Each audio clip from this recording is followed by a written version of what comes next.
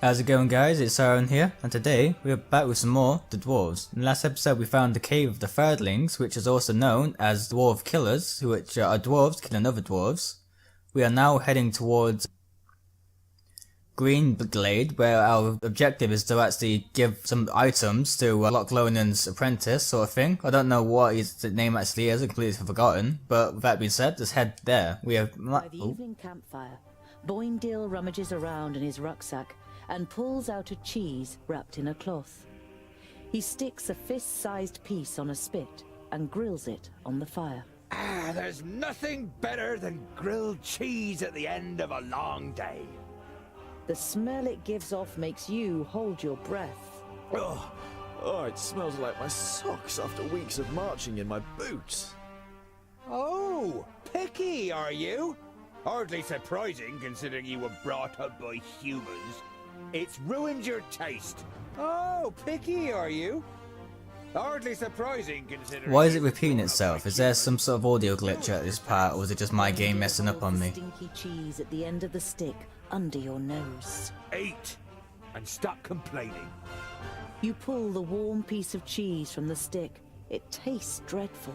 Your fingers will smell of it for the next few days, and probably your mouth will too. That generally does sound disgusting though. I probably wouldn't hate that smell, and that's coming from a cheese lover. First things first, I'm going to head over to what this question mark is. Hopefully it's something good. You arrive at a small, bustling village. One thing is clearly missing from the lively scene. The sound of metal on metal from the village smithy that would normally be heard above everything else at this time of day. A dour, grim-looking man is sitting in front of the forge with his right arm in a sling.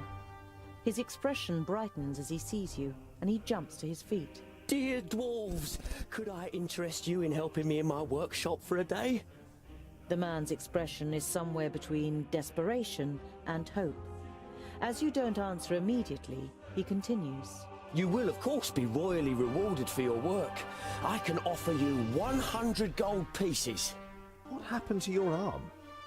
A stupid accident. A box of blanks fell down. I was trying to catch it. It will heal, fortunately, but I won't be able to wield my hammer for a while. You must have quite a backlog of work.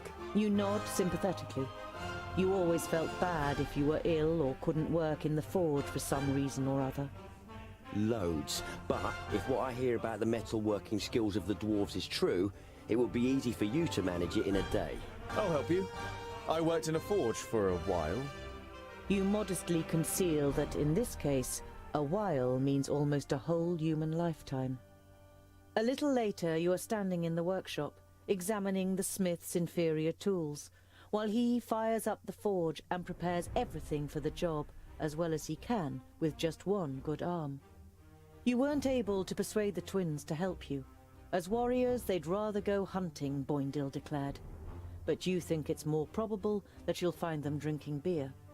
But you don't care. You're excited about being able to smith again after such a long time. Hours later, you have forgotten everything around you. The heat of the forge, the sweat on your warm skin, the play of the flames. You're in your element and work as if in a trance. The smith left the workshop ages ago with a satisfied grin on his face.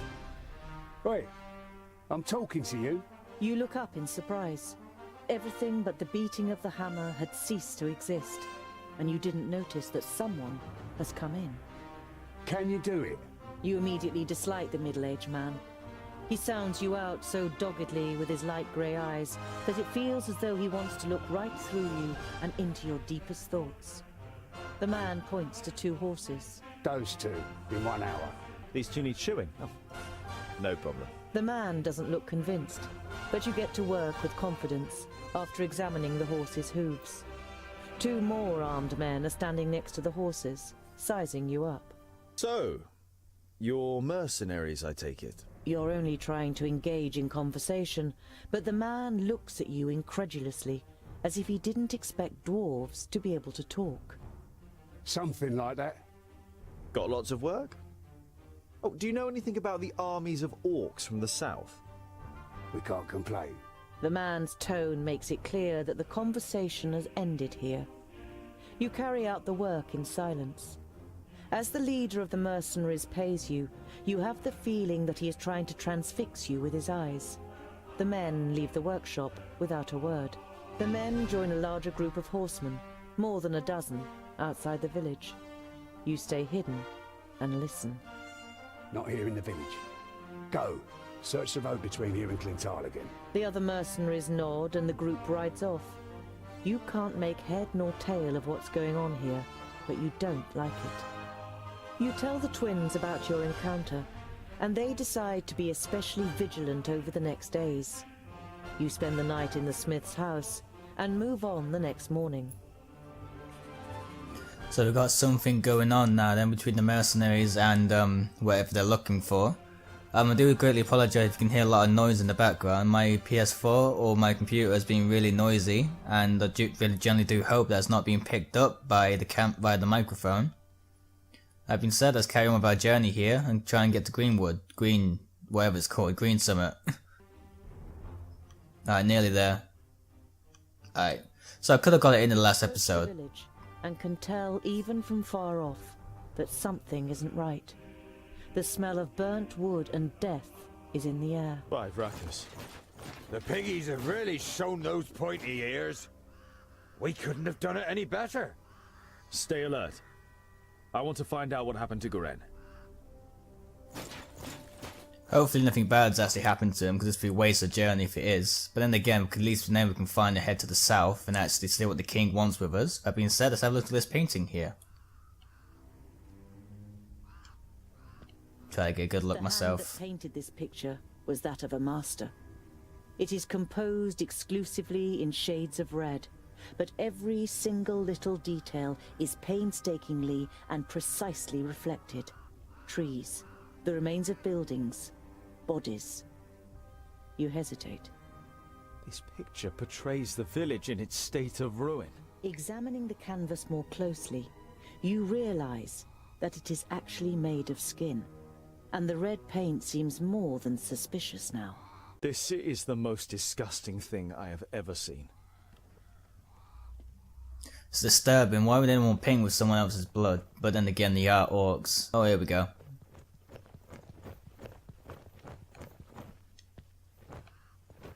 The body of the man is riddled with arrows and is lying in a small patch of undamaged ground, while a sea of flames must have raged in a circle around him.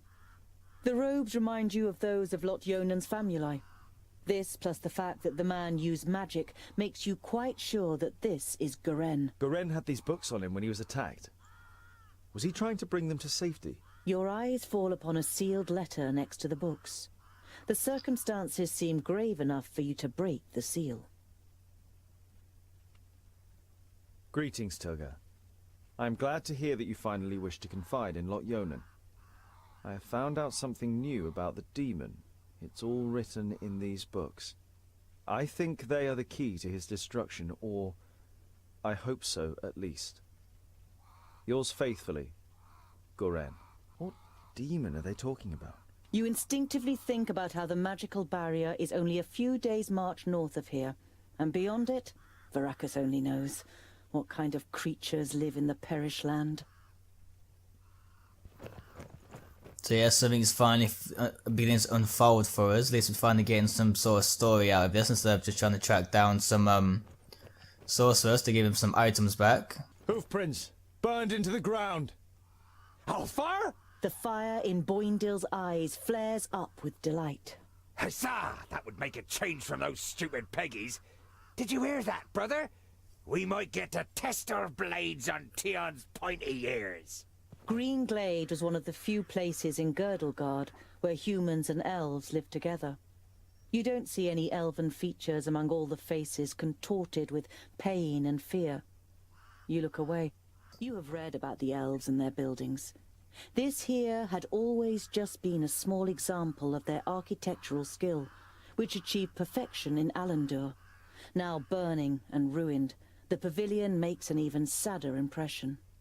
The smell of the smoke has accompanied you for a while now, but here, so close to the bodies, it is masked by the sweet smell of death. You have a bitter taste in your mouth, and have to pull yourself together to avoid vomiting in disgust. The elf maiden's graceful snow-white face still radiates beauty, in terrible contrast to the rest of her appearance. From the neck down, she is nothing more than a blood-red, damp and glistening skeleton. There are long nails sticking through her thin bones, and where her beautiful eyes once were, are now gaping black holes. In your imagination, you see the Alfar's shadow mare standing around the Lady of Greenglade, devouring her, while she, nailed to the tree, squirms and screams in pain. You quickly put your hand over your mouth. You destroyed my painting. Now I need fresh blood to paint a new one. Huzzah! This will be fun! We finally get to fight!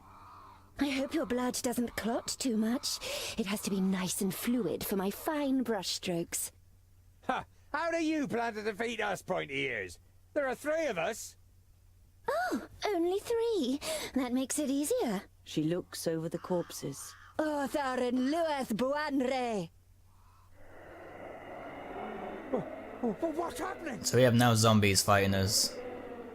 Had to say that, didn't you? The perished land. Impossible. Greenglade is south of the barrier. I know of nothing else that can resurrect the dead. Knock their heads off or they'll keep coming back. Hopefully this goes well. Oh, I thought I just saw a massive, like, giant thing in the back then. Gotta kill the horse as well. Who's next?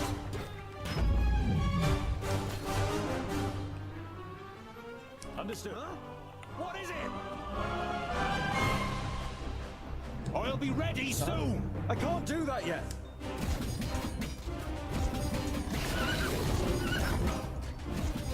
Man, this isn't going good already.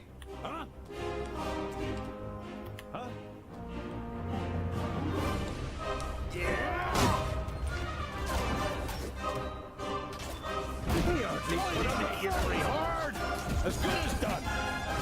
Go and try and get it together. Try not to spread out as much. That's making it worse for me, apparently. No, wrong button.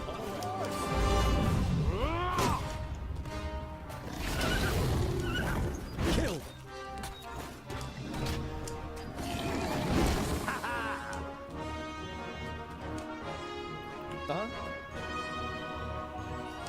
What is it? On my way.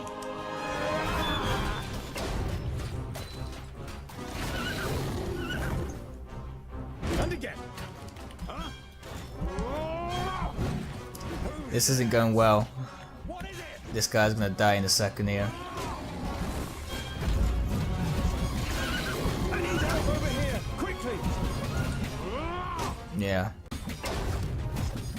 Well, I didn't know you could do that. That's quite a cool move. I didn't hit you very hard. See, Samurai Warriors taught me this strategy, not Samurai Warriors. End like this. No one was dying. Go back and watch that video. I'm sure no one was just that. No one was near death then. What the hell? Too easy. Don't rush me. Boy, Neil, who's doing their axes over here? Damn it! How many more of them are there?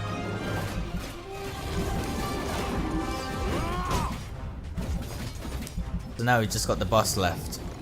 But first things first, while they handle him or her, I'm gonna be actually back here healing this guy.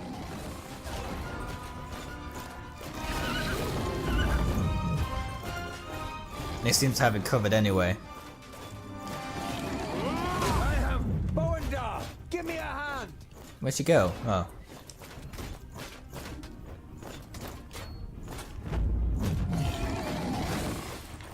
Ow! Hey!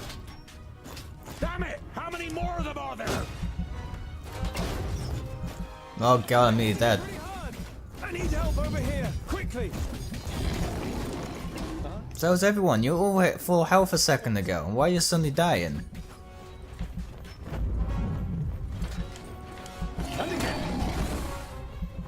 Ah, it's one of the bosses down. And what now? As good as done.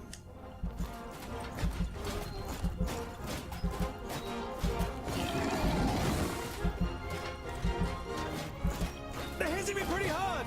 Well, do what I'm telling you to do and just stay back. Boindale, what could do with your axes over here? I need help over here, quickly!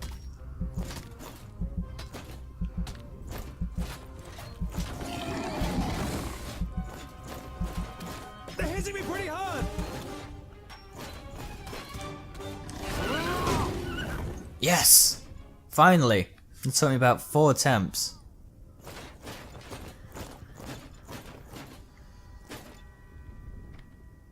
Oh, she's alive. Dwarves, you protected the glade. The perished land. The barrier has fallen. You can feel your stomach cramping. Unlike Boindale, you can't say a word. The damn Magi only had one job! So this is what it is like to rise from the dead. I feel nothing. I am left with nothing. My love, my beauty, my home, and my forest. Everything has been taken from me. I beg you, have mercy, and put an end to my suffering. Without even being able to look into her eyes, you recognize the sadness in the elf maiden's expression. The dignity that she must once have radiated can only be imagined in her current state. Ren was here, and I've heard that you elves have special abilities in battle. Did the Alpha take you by surprise in your sleep?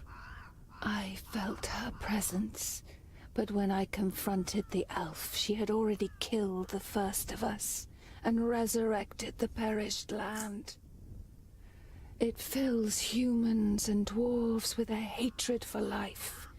It turns you into beasts.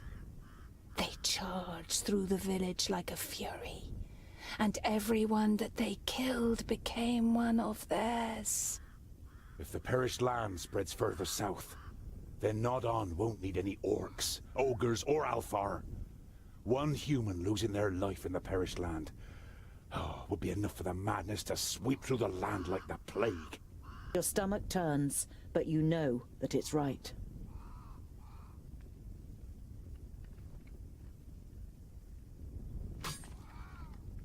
You've never seen the twins looking so serious. They would pit themselves against any army of orcs, but this is something beyond their power, and yours. We need the Magi. They must rebuild the barrier. We must go to Lot Yonan before the perished land spreads further. He will know what is to be done. Neither of your companions objects. I can't believe it. The barrier has fallen. How could that happen? Who could tell? Anything could go wrong with all that hocus-pocus.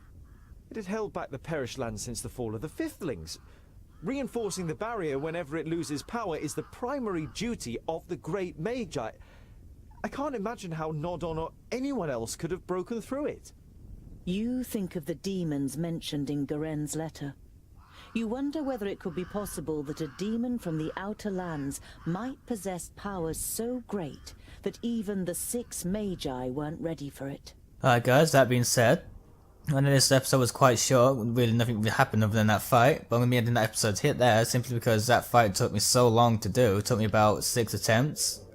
So that being said guys, hopefully you enjoyed this episode. If you'd like to see more, please leave a like and share. So helps me decide, helps me know what you guys like watching and what you want to see more of. That being said, I'll see you next video. Goodbye, take care, thank you so much for watching.